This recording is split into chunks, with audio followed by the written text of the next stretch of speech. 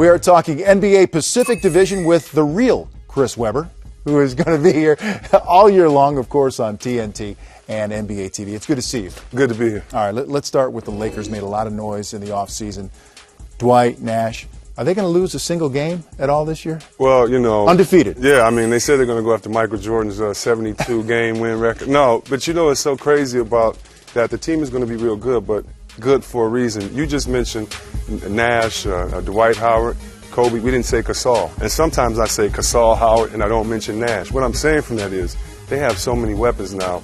Somebody's going to get left out in people's thinking and paying attention to detail, and that person may usually come out and be the victor in those games. I really expect this team to be very dominant, rebounding, dominant inside, and then you have Kobe and Nash outside. It should be awesome. Is there any area in which they're vulnerable?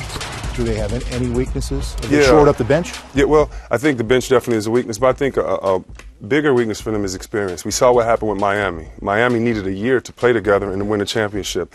I still think they may need a year just to gel, to get to know each other, and that might be their weakness, the lack of time they've had together. What is going to be the immediate visual impact when we see Steve Nash on the floor with this team? Can you say Showtime?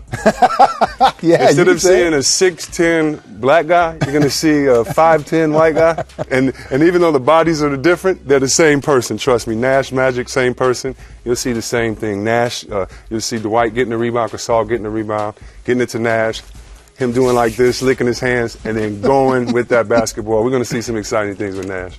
Dwight and Kobe, different personalities. Yes.